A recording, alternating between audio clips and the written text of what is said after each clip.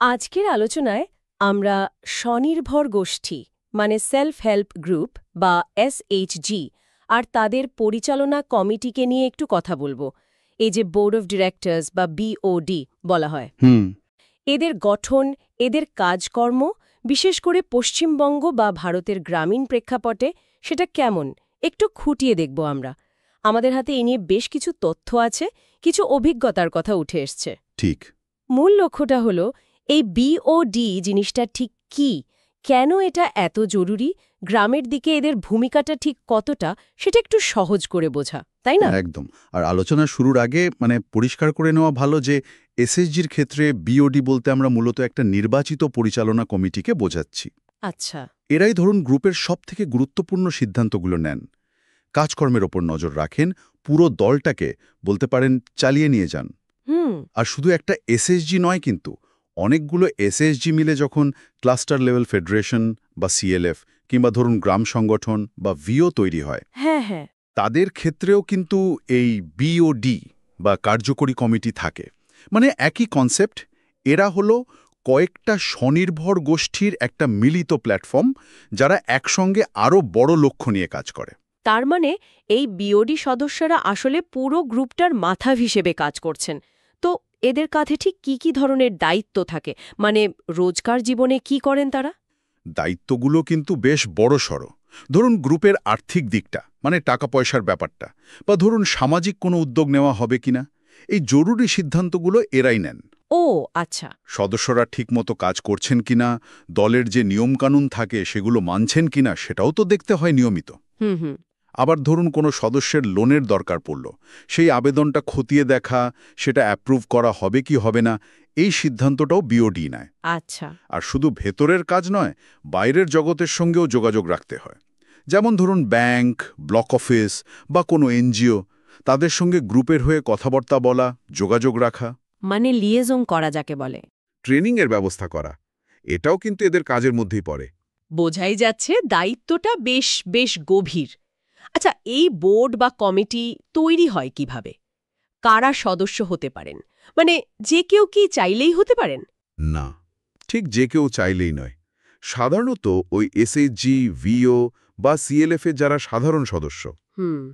তাদের মধ্যে থেকেই একটা গণতান্ত্রিক পদ্ধতিতে নির্বাচন হয়। তবে হ্যাঁ, একটু লেখাপড়া জানেন, দায়িত্ব নিতে ইচ্ছুক আর দলের কাজে বেশ অ্যাক্টিভ, এরকম সদস্যদেরই সাধারণত বাছার চেষ্টা করা হয়। প্রায়োরিটি দেওয়া হয় আর কি। হ্যাঁ, অধিকারকাত্য দেওয়া হয়। আমাদের হাতে যে তথ্য আছে তাতেও দেখছি এই নির্বাচন প্রক্রিয়াটা বেশ গুরুত্বপূর্ণ, কারণ এর উপরেই কমিটির কার্যকারিতা অনেকটা নির্ভর করে।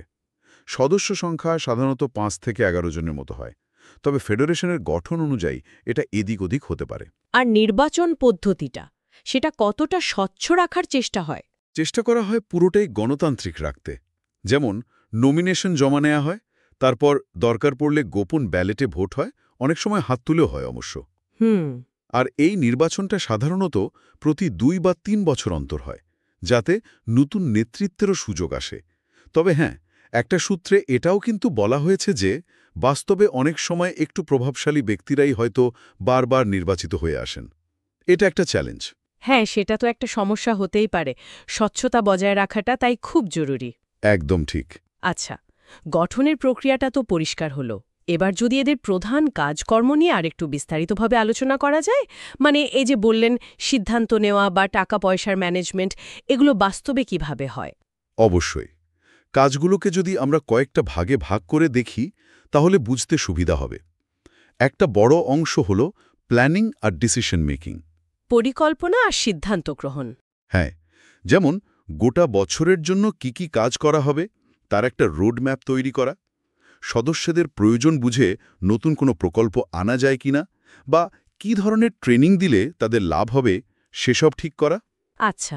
আরেকটা খুব জরুরি দিক হল ফিনান্সিয়াল ম্যানেজমেন্ট বা আর্থিক ব্যবস্থাপনা। ব্যাংকের সঙ্গে নিয়মিত যোগাযোগ রাখাটা খুব দরকারি। সদস্যদের লোন দেওয়া এবং সেই টাকাটা সময়ে ফেরত আসছে কিনা সেটার উপর কড়া নজর রাখা। আর অবশ্যই সমস্ত হিসাবপত্র নিখুঁতভাবে রাখা। এই হিসাব রাখার ব্যাপারটা নিশ্চয়ই খুব কঠিন। কঠিন তো বটেই। আর আমাদের কাছে থাকা কিছু রিপোর্টও দেখা যাচ্ছে আর্থিক স্বচ্ছতা বজায় রাখাটাই অনেক বিওডির কাছে সবচেয়ে বড় চ্যালেঞ্জ হয়ে দাঁড়ায়। তার মানে শুধু পরিকল্পনা করাই নয়, সেটাকে ঠিকঠাকভাবে করা আর তার উপর নজর রাখাও এদের কাজ। ঠিক তাই। তৃতীয় গুরুত্বপূর্ণ কাজটা হলো সুপারভিশন বা তদারকি, আর সদস্যদের ক্যাপাসিটি বিল্ডিং বা সক্ষমতা বাড়ানো। আচ্ছা। মানে পুরনো গোষ্ঠীগুলো কেমন কাজ করছে সেটা দেখাশোনা করা, প্রয়োজনে নতুন এসএইচজি তৈরিতে উৎসাহ দেওয়া, বা ধরুন কোনো দুর্বল হয়ে পড়া গ্রুপকে একটু সাহায্য করা, এগুলো সবই বিওডি করে থাকে। সদস্যদের স্কিল বাড়ানোর জন্য দরকারি ট্রেনিংয়ের ব্যবস্থা করাটাও এর মধ্যেই পড়ে। রাইট। আর চতুর্থ হলো কোঅর্ডিনেশন বা সমন্বয় সাধন। বিভিন্ন সরকারি স্কিম, ব্যাংক বা অন্যান্য সহযোগী সংস্থা যেমন এনজিও, এদের সঙ্গে যোগাযোগ রেখে সদস্যদের জন্য নতুন সুযোগ তৈরি করা, তাদের সেই সুযোগগুলো পেতে সাহায্য করা। বোঝা গেল। আর সবশেষে যেটা না বললেই নয়, সেটা হলো ট্রান্সপারেন্সি আর অ্যাকাউন্টেবিলিটি, মানে স্বচ্ছতা ও জবাবদিহিতা। হ্যাঁ, এটা তো খুব জরুরি। একদম। নিয়মিত মিটিং করা, কাজের রিপোর্ট তৈরি করা এবং সদস্যদের কাছে সেটা পেশ করা, আর চেষ্টা করা যাতে কোনো সিদ্ধান্ত নেওয়ার ক্ষেত্রে বায়াসনেস বা পক্ষপাতিত্ব না হয়। খুব সুন্দরভাবে গুছিয়ে বললেন। একটা উদাহরণ দিলে হয়তো বুঝতে আরও সুবিধা হবে। ধরা যাক একটা ক্লাস্টার লেভেল ফেডারেশন বা সিএলএফ-এর বিওডি। সেখানে সাধারণত কি কি পদ থাকে? একটা টিপিক্যাল স্ট্রাকচার। হ্যাঁ, একটা সাধারণ কাঠামো যদি দেখি, সেখানে একজন সভাপতি থাকেন। উনি মূলত সভা পরিচালনা করেন আর কি, আর প্রধান সিদ্ধান্তগুলো নেওয়ার ক্ষেত্রে লিড নেন। আচ্ছা। একজন সম্পাদক থাকেন, যার মূল কাজ হল মিটিংয়ের মিনিটস লেখা, অন্যান্য জরুরি কাগজপত্র সামলানো। একজন কোষাধ্যক্ষ থাকেন, যিনি সমস্ত টাকা পয়সার হিসাব রাখেন। এটা খুবই গুরুত্বপূর্ণ একটা পদ। অবশ্যই। এছাড়া আরও ধরুন 5 থেকে 7 জন সাধারণ সদস্য থাকেন। অনেক সময় এই সদস্যদের নিয়ে আবার ছোট ছোট সাব কমিটি তৈরি হয়, যেমন লোন সংক্রান্ত বিষয় দেখার জন্য একটা কমিটি বা ট্রেনিংয়ের দিকটা দেখার জন্য আরেকটা কমিটি। তারা নির্দিষ্ট কিছু দায়িত্ব ভাগ করে নেন আর কি। তাহলে এই বিওডি একটা খুবই জরুরি ব্যবস্থা। এদের দায়িত্বগুলো শুধু নামে নয়, বাস্তবেও বেশ ব্যাপক এবং গুরুত্বপূর্ণ। একদম। এই নির্বাচিত কমিটিগুলো গ্রামের লেভেলে শুধু যে আর্থিক স্বচ্ছতা আনে তা নয়, সকলে মিলেমিশে সিদ্ধান্ত নেওয়ার একটা কালচার তৈরি করে, আর পুরো সিস্টেমটার একটা স্টেবিলিটি, স্থায়িত্ব নিশ্চিত করতে বিরাট সাহায্য করে।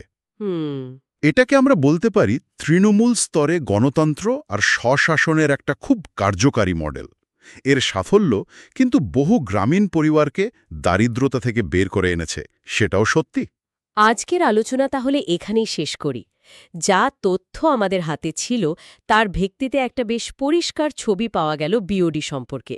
তবে যাতে যাতে একটা ভাবনা উস্কে দিয়ে যায়। বলুন। এই যে বিওডি কাঠামো, যেটা মূলত গ্রামীণ স্বনির্ভরতার সঙ্গে এত ওতপ্রোতভাবে জড়িত, সেটা কি শহরাঞ্চলের কোনো সমবায় সমিতি বা অন্য কোনো গোষ্ঠী পরিচালনার ক্ষেত্রেও একইভাবে বা হয়তো কিছুটা বদলে নিয়ে কার্যকর হতে পারে? এটা নিয়ে হয়তো ভবিষ্যতে আরও ভাবা যেতে পারে। Interesting point. ভাবার মতো বিষয় তো বটেই।